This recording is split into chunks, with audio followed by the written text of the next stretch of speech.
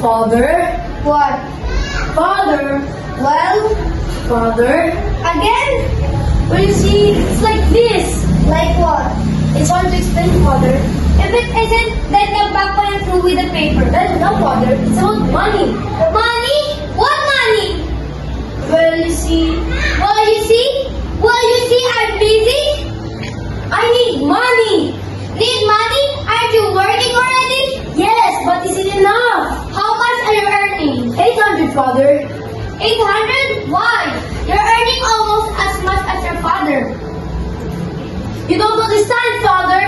What? I don't understand. Don't misunderstand me. Abba, you just said I don't understand, meaning I'm not capable of understanding. Now you say not to misunderstood you, meaning I'm capable of understanding you pala. Make up your mind, Roberti. Yes, but I want my old allowance back. Diablos, you want your own allowance? You're working and earning 800. You don't pay me a single centavo for your board and lodging in my house. And now you say you want your own allowance? But there's so many expenses, Father. How much have you got to save up in the bank? How can I save anything? So you have nothing in the bank? What kind of gift do you give your girlfriend? Flowers? 20 or 30 pesos flowers? Que hombre este? When I was courting your mother, I used to only give her money or balloons. Yes, I remember quite well. If you only knew what my mother used to say to your father when he used to give you money or balloon. Kakuripot naman, she'd say. Pero Petra, this son of ours is earning 800. He doesn't give us a centavo for house expenses.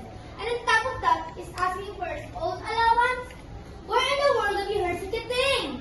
I know a place where children work and don't give their parents any money and still ask for their allowance.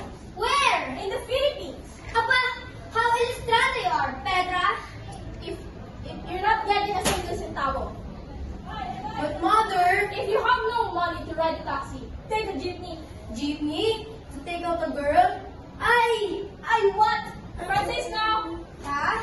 I'm calling the servant. They will friend with that servant, having the same name as the owner of the house. I'm going to kick him out soon. Why? He broke your plate again. Again? I don't know why he breaks my plates. Never breaks your plates, or Roberti's, or Nana's. No, he only breaks my plates. Are you through with that so soon? I finished it last night, Senora. Last night? But I forgot where I finished it.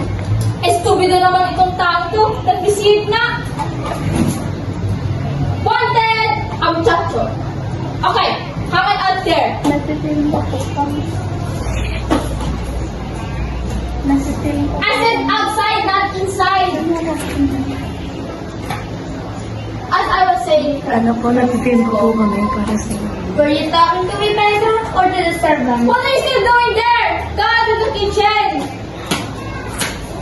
You were saying? As you were saying, Petra? As I was saying, I think you're being very Sabi unfair. ko. After all, she's my mom.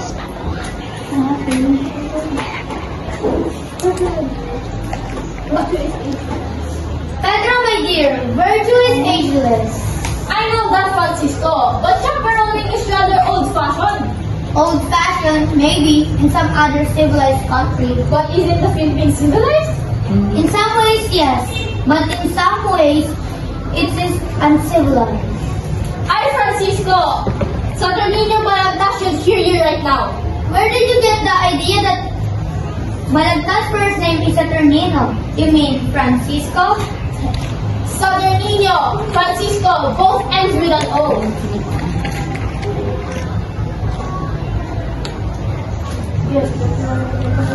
Yes, that's why when you call out my name, the Francisco, muchacho rushes in.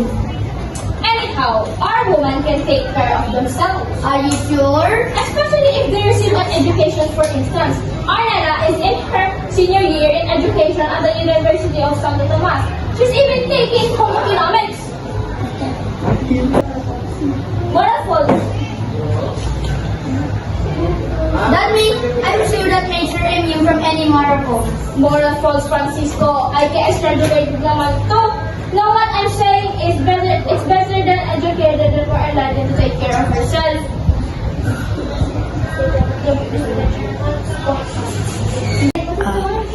This Petra naman, you don't see the point.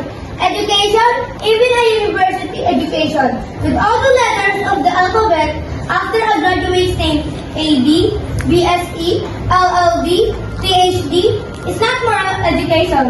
Training the mind is not training the heart. But if the mind is trained, why the heart will be ruled by the mind? No, Petra, if a person is intellectual, it doesn't ipso facto make him moral. Ipso facto, that's very deep for me naman, Francisco. Ay, you're so very deep. Our daughter Nana will fall in deep water if you don't watch out. You're so apprehensive, Francisco.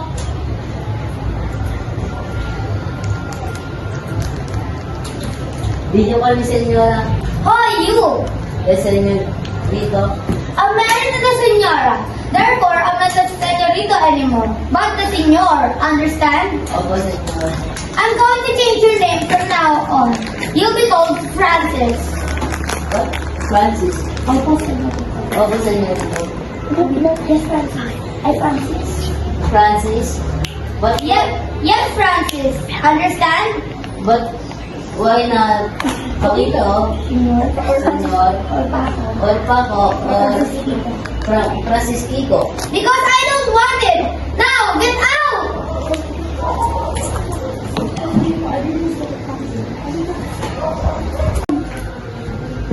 Father, I couldn't get a taxi. Your mother told you to take a jeep. But I was visiting a girl. Visiting girls at this time of the day? It's nearly lunchtime.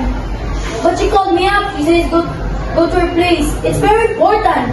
Roberting, you went to the party last night? Yes, with Leah. You went to the party and chaperone?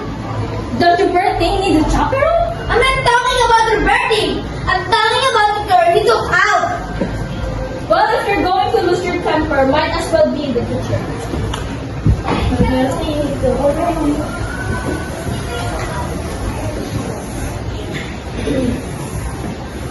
Yes, Father. Guess what? I took Leah to the party alone. You young modern people, you realize that in my time, when I was courting your mother, her father, her mother, her three sisters, her young brother, her grandmother, her 5 first cousins, and 2 distant relatives sat in the salon with us? But so why, Father? Because in those days, they were more careful about a woman's reputation. But in those days, Don't tell me those days are different. Outward things change, like styles of women's dresses and men's style.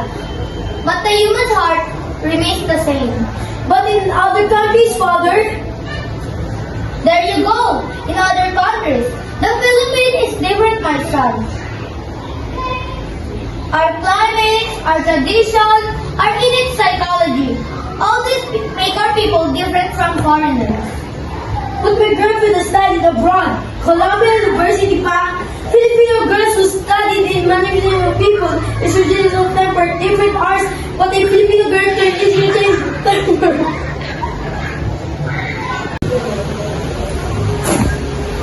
I'm still sleeping. Wait, Nana. Sit down. What's it, Father? So you went to the party alone last night? Miss Francisco naman, I told you she went out with friends. Anyhow, I hope that the first and last time you go to the party and chaperone. But there's nothing wrong, Father. After all, I'm an educated girl. Yes, Francisco. She can take care of herself. Can't you see she's educated? Roberti. Nanay,